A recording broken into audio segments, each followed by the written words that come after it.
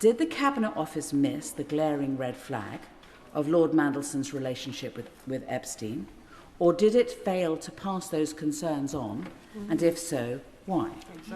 The Foreign Office... Genuinely, guys, just give me a chance to put this before you. The Foreign Secretary's letter states that I genuinely hope that the honourable gentleman will give me an opportunity to put this before the House. And I apologise for speaking to them as guys. The Foreign Secretary's letter... Keep going, Emily.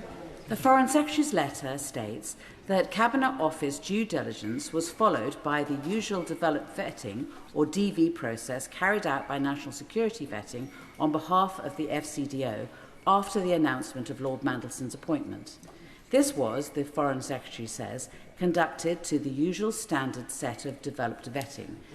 Now, career civil servants are regularly subject to such tests, and many have stories of their appointments being delayed or even prohibited because they've studied abroad, because they've married an Iranian, or because they were simply born in Belfast. So the question is this: does having significant information in the public domain about your relationship with an internationally prolific child sex offender not raise more red flags than simply being born in Belfast?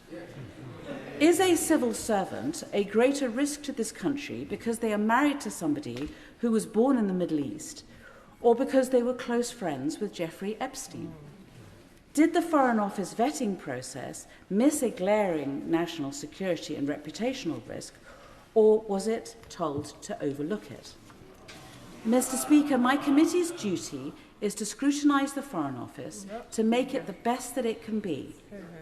Neither the Foreign Office nor the Cabinet Office has shown itself to be the best it can be in the process surrounding this appointment. I'll get to the end of this paragraph, and then, of course, I will give way. That is why my committee asked yesterday for the Foreign Office Permanent Undersecretary and the Cabinet Office Head of Propriety and Ethics to appear before us and to explain what went wrong. We have been told that no one is available before the recess, and we will continue to push for prompt and public answers. It is extraordinary that on the eve of the President's state visit, we are talking about the US Ambassador who's been sacked in scandal. And there are as many questions that we all have as are unanswered questions. There are many questions I will also ask today, Mr. Speaker, but the Prime Minister needs to do three things. The Prime Minister needs to come clean about what he knew and when he knew it, not send his junior ministers to cover for him. The Prime Minister needs to publish the Mandelson Epstein files in full. The Prime Minister needs to take responsibility for the appointment of Lord Mandelson as Ambassador to Washington. But the Prime Minister, Mr. Speaker, is not here because he is hiding from Parliament, hiding from questions.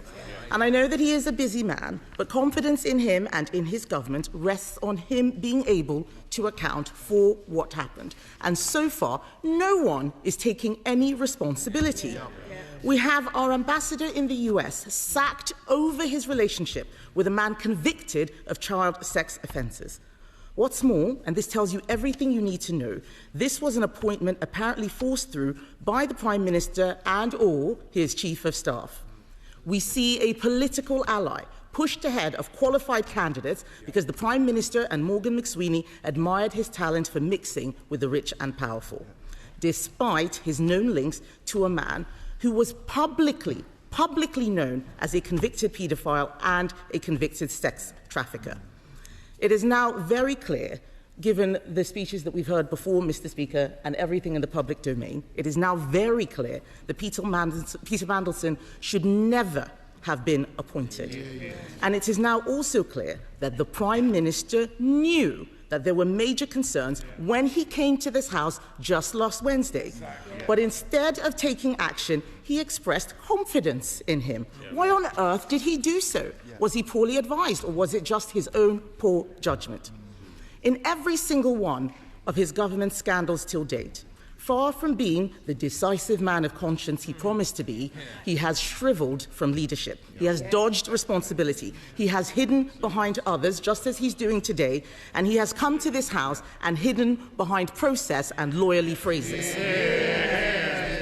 The Prime Minister has shown no courage, no judgment, no backbone. And if he can't see it, if they can't see it, I can assure them that the British public can. Prime Minister has turned out to be everything he claimed to abhor. This is a government of sleaze and scandal, and Labour MPs know it. I'll be interested to see how many of them actually stand up to defend their government. Mr. Speaker, the British public, and especially the victims of Jeffrey Epstein, deserve that for once the Prime Minister be straight and honest with us. He must immediately do three things. As I said earlier, Mr. Speaker, he must apologise to the victims of Jeffrey Epstein for ever having appointed Peter Mandelson as ambassador. How is it that this has still not happened? No apology.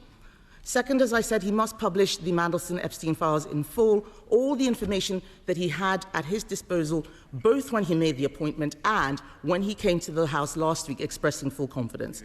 And third, he must make sure that someone takes responsibility. I thank the member for giving way. Does he not think it slightly odd that prior to the appointment of Lord Mandelson, there was obviously not sufficient due diligence done, and on the day before he was dismissed, apparently there were a lot of emails available to the Prime Minister which he either wasn't given or didn't read.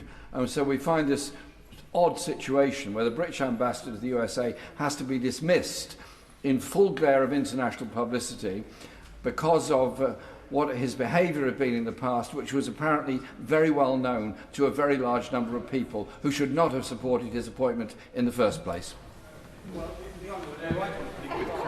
The right honourable gentleman is exactly right. And we will come to a number of circumstances where information was available which should have been acted upon and wasn't. And this was not as hard as some may try to portray. After all, the appointment did not come as a surprise. I mean, Lord Mandelson himself was clearly campaigning to become the ambassador after he failed to win the Chancellorship of Oxford University. I suspect, I think somebody told me that he was actually campaigning whilst he was trying to campaign. So he was after two jobs, not one. So it was clear early that he was going to attempt to do this, and there was widespread discussion at the time about his suitability for the role. And therefore there was plenty of time for a preliminary investigative or vetting process. There was and is vast amounts of data in the public domain. Most of what I'm going to speak of today is public domain material. I'll explain when it's not, but most of it is. And what would that vetting process be looking for?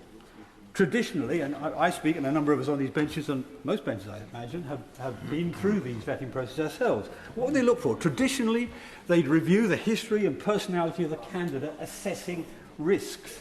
The risk of the candidate being susceptible to undue influence.